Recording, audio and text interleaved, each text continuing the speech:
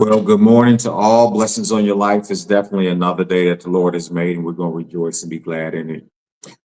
This morning is it's really an impromptu. I did not plan on doing a live this morning because it is Father's Day, and I just wanted to fall back a little bit and let the children spoil me a little bit. But I was prompted by yours truly, the Holy Ghost, uh, to say something this morning. First of all, let me preface this by saying Happy Father's Day to all fathers and to all daddies that long to graduate to be fathers, because there's a difference between a father and a donor or a daddy. Okay. And that can be nuanced. Um, I have something that I was laying in the bed, and I just got up not too long ago, got myself all together, and I was reminded of a video that I saw, and it was about a young man that was shot dead by um, the Titusville Police Department, which is in Florida. I believe that's where it's at. It disturbed me really well, uh, or really deeply.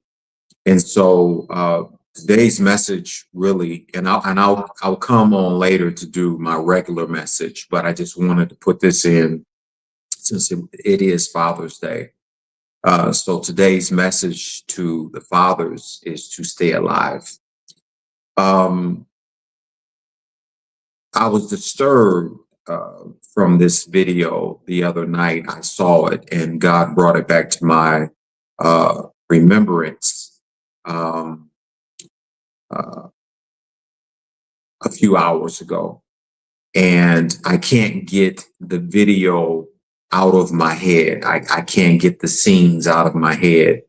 And so this is what prompted this impromptu to say something to the young men and to fathers and those that are aspiring to be fathers, to stay alive.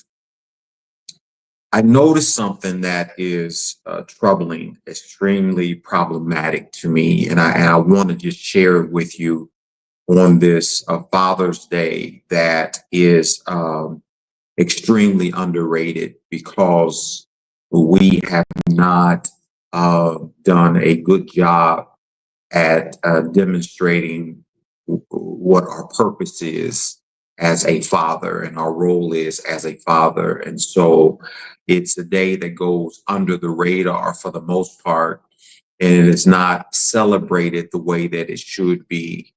And in many regards, rightfully so. Um, there's a young man, his name was Charles. I don't remember his last name. They just kept saying the name Charles. They mentioned his last name, but I don't remember it now.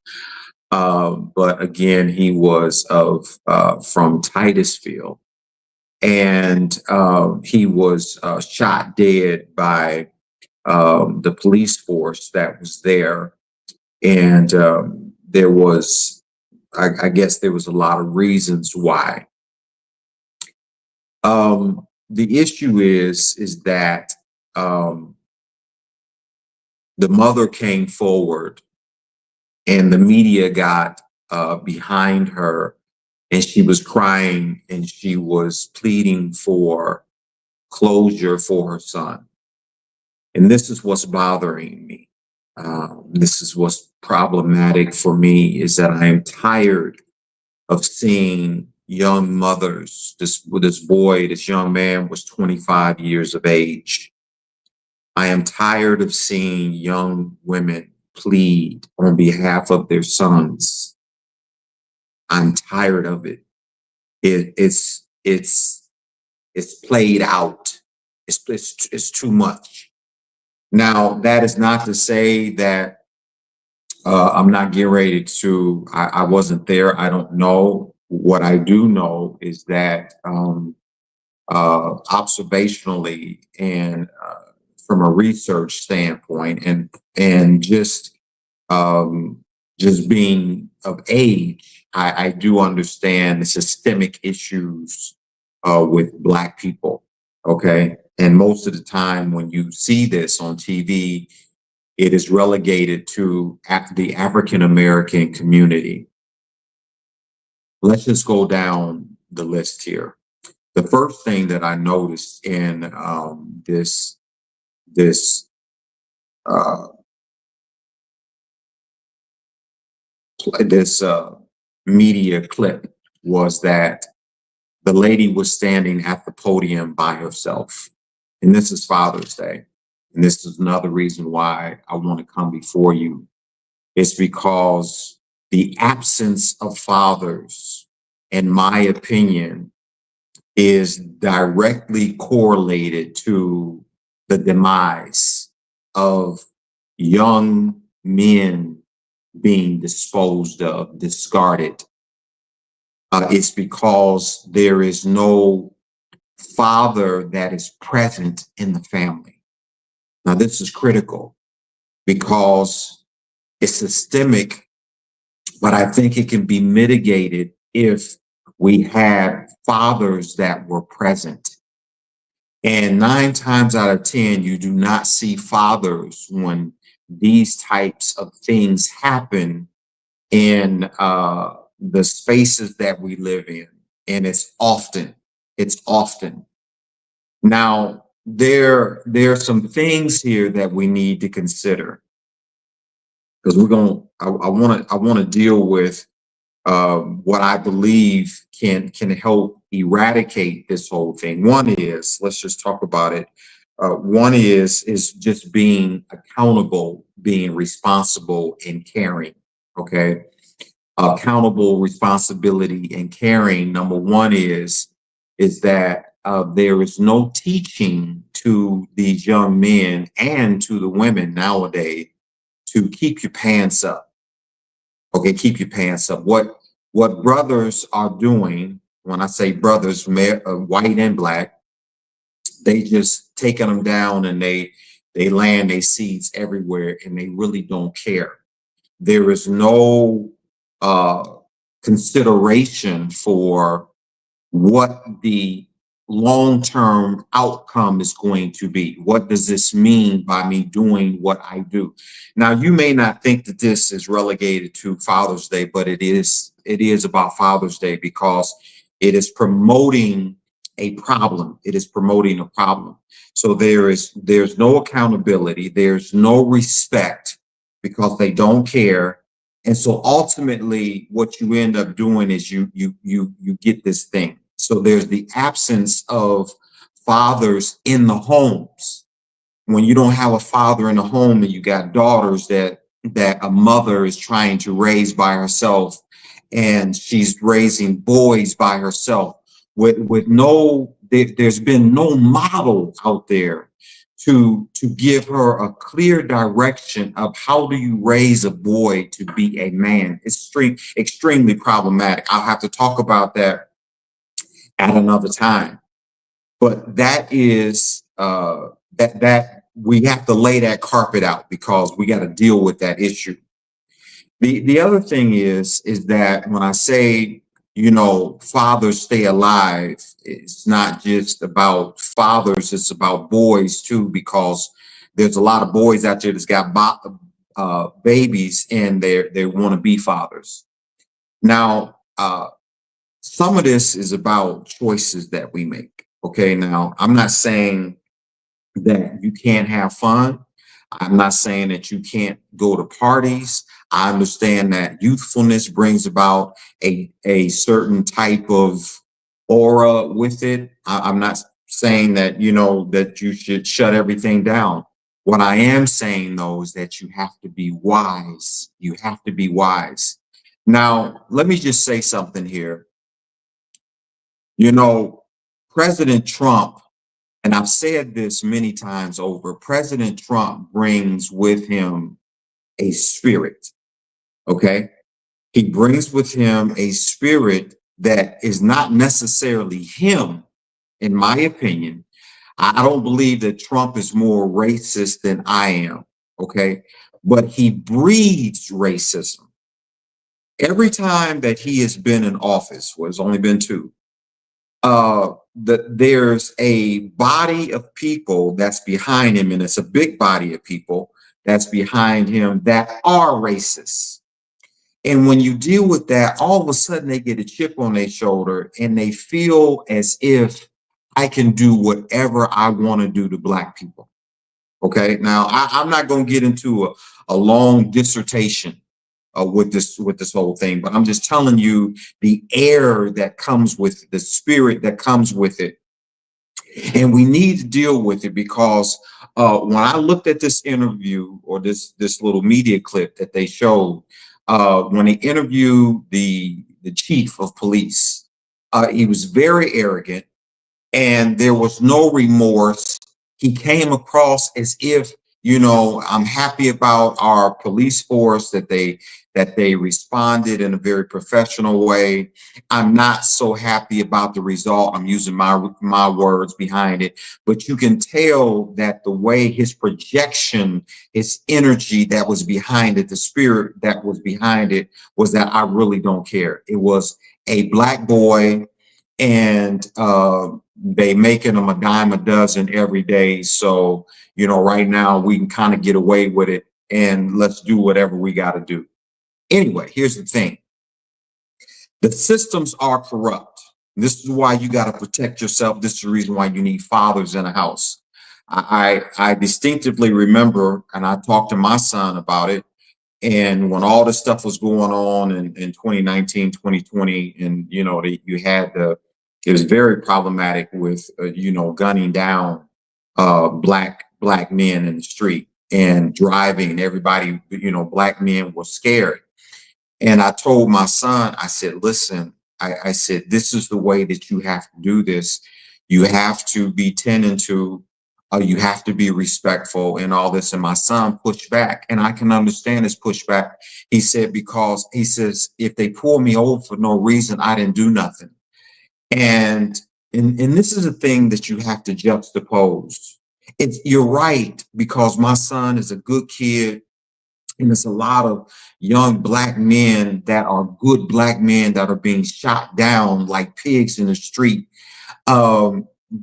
behind these racist cops. And I'm not saying that all cops are bad, but there are a whole host of them that are bad. And you have to protect yourself against what's going on out there in the street, because a lot of these men that are cops, they have not been trained properly. They've been trained to hate. They've been trained to disrespect. They've been trained not to care. There's a whole lot of stuff that goes into that. And so when one of these cops are coming up to you, you don't know what's cultured them, right? And so it's better to side on the side of caution. And I know that to you, especially this young generation, they feel like, well, man, I'm not getting ready to do this and do that. I didn't do nothing, and then, you get all in the uproar and this, that, and the other. And next thing you know, you get upset, you getting out the car and, it's you gone. I mean, because they will shoot you dead in a heartbeat. And so you have to have fathers and even mothers to give the proper instruction. Now, let me get through here. I want to get through because I ain't got a whole lot of time. The thing that I saw that bothered me, and it continues to bother me, I understand that we're young and we want to have fun. But when they showed that clip, this young man, Charles, was at a house, and there was a lot of people that was at the house. The police showed up. Now, this was the clip that they showed, and understand that the clip was there was a lot of redaction to the clip. So the police department is corrupt, and they probably didn't show you everything. But I want to take the high road, right? And so the high road is this: why put yourself in a position like that? Why be in an environment where there's a very good chance for something to go down?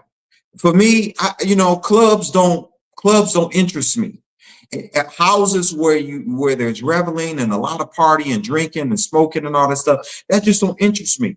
Now, is it lawful? It might be lawful to go to a block party or go to a house party or go to a club. It might be lawful, but you got to think these things through. In the dispensation that we live in, it's lawful, but is it expedient?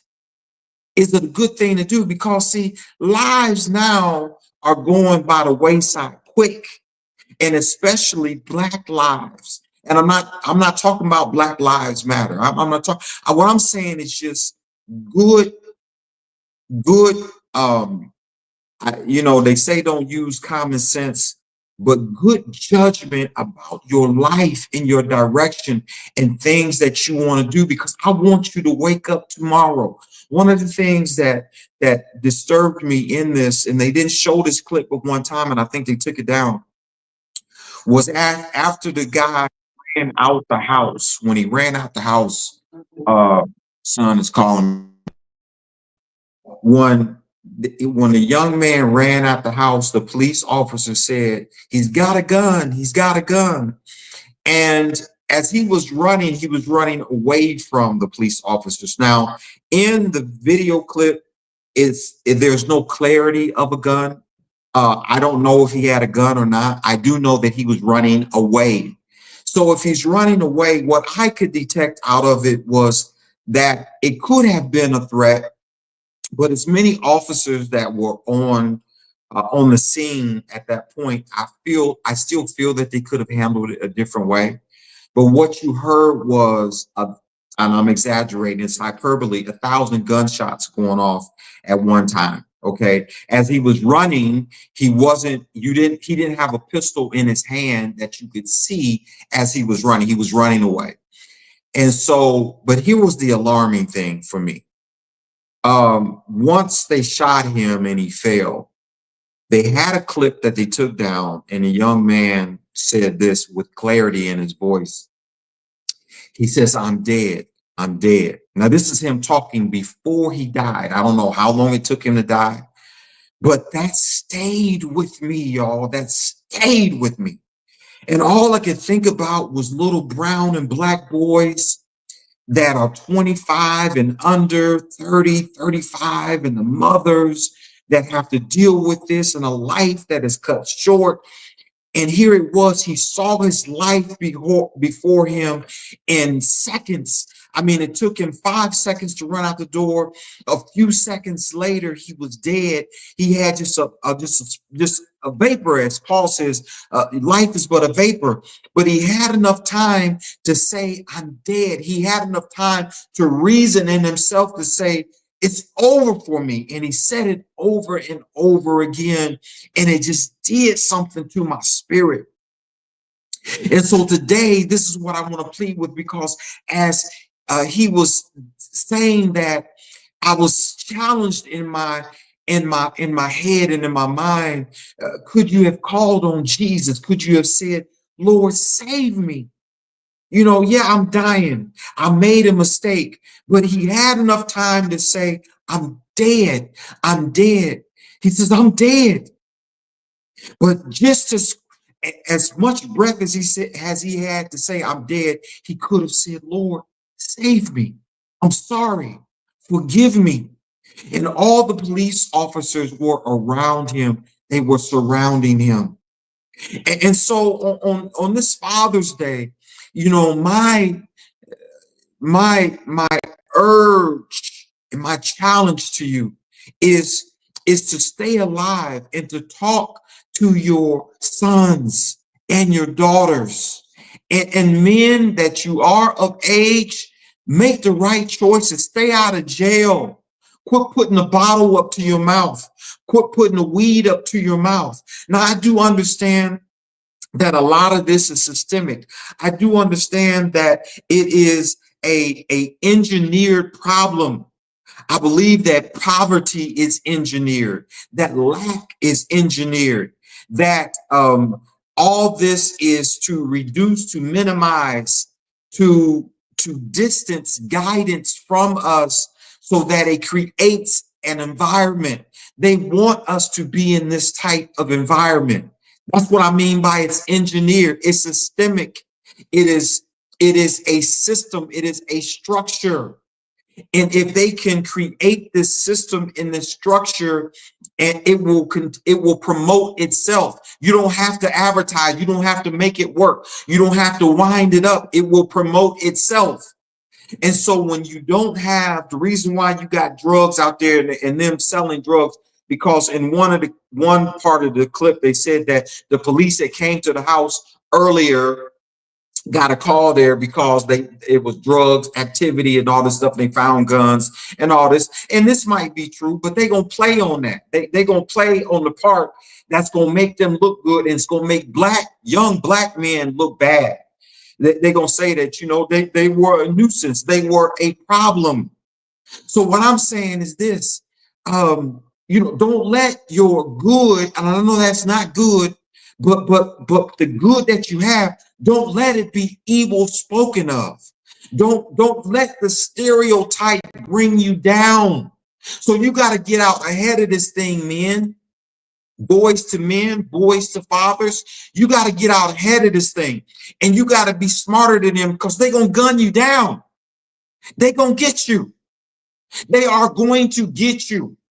And even more so now because of the president that we got in there. Now, there's some good things about Trump. There's some bad things about Trump. But one of the bad things, and the thing that I struggled with the most in this last election, was the fact that I knew that he would bring a spirit of racism. Because now evil police departments all across the country, it's like they got a ticket to kill again. Kill black boys. Kill brown boys. Just kill them. They're disposable. You know, if you knock one down, you get another one. They don't care about, you know, a future. They don't care about purpose. They don't care about their mother. They don't care about their family. They don't care about that. Just shoot them dead. Okay, just shoot them dead.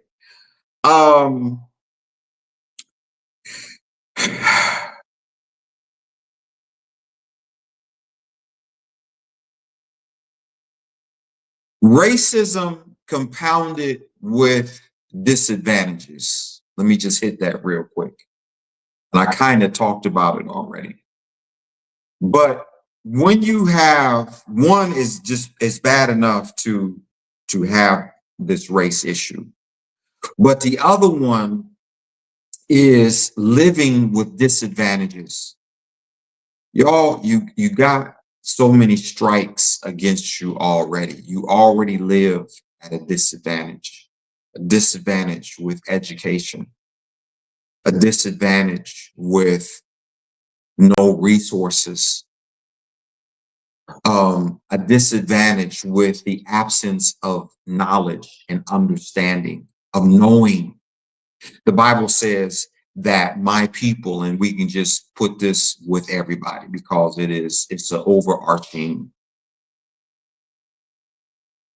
scripture truth. My people are destroyed for a lack of knowledge. Now, I understand that the writer was talking about God's people. But what I'm saying is we can take the proverbial truth with that and just say that people are destroyed for a lack of knowing. Medication can be used as a weapon, and it can also be used to give you life. If you take too much of it, it will kill you. That's weaponizing medication. And if you take it in just right, in the right proportions, it will usher health to you. So there's a dichotomy right there. But all of it's relegated to knowing. If you don't know what to put together to take, to ingest, to bring health, then you're at a disadvantage. And if you take too much of it, that it will kill you, you're at a disadvantage. So at the end of the day, it's knowing. I got to know when to hold it, and I got to know when to fold it. There's some things that I got to know that I cannot do. And there's other things that I got to know that if I do it like this, you can take water and chlorine together and the right amounts, you will live, and it can be good for the body. But if you take chlorine by itself, chlorine will kill you. And if you drink too much water, although your body is made out of 70%, 80% of water. If you drink too much of it, water can kill you. So it's about knowing, is my point. It's about knowing. So we're at a disadvantage because there are things that we don't know, and we think that we know it all, y'all. We don't. We have to err on the side of caution. We've got to be more involved. And I'm just going to shut it down. We got to be more involved here. Men, fathers, stay in the home. Stay out of prison. Stop making bad decisions. Stop drinking. Grow up.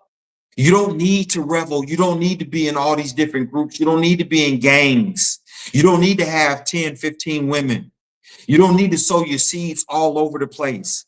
It's problematic for us long term. Make better decisions for yourself. Stay alive.